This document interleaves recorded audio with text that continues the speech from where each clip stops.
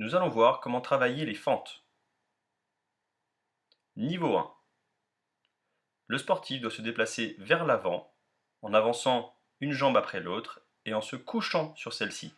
Plus le buste viendra se coucher sur la cuisse, plus l'exercice sera facile, car le travail se fera surtout avec les fessiers.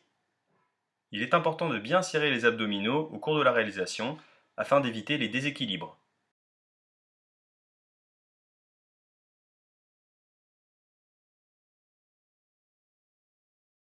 Sur cette vue plus latérale, vous constatez l'avancée du pied et le fait de coucher le buste sur la cuisse. Il est toujours très important de bien serrer les abdominaux pour éviter tout déséquilibre.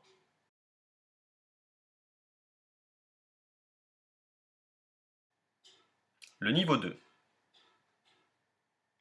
Le sportif doit cette fois garder le buste le plus droit possible.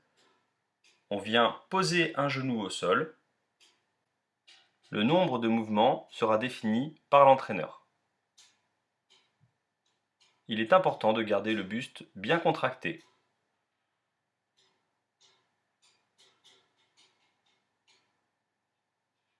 Sur cette vue latérale, on voit bien l'avancée de la jambe et le buste qui reste le plus droit possible. Plus le buste reste droit, plus le quadriceps travaille. Plus vous êtes penché en avant, plus le fessier travaille. Selon la consigne, il faudra adapter l'exercice.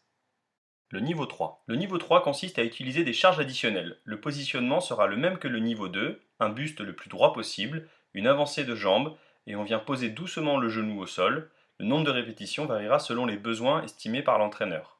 Plus la charge additionnelle sera élevée, et plus le travail sera difficile. On peut faire une variante sur place.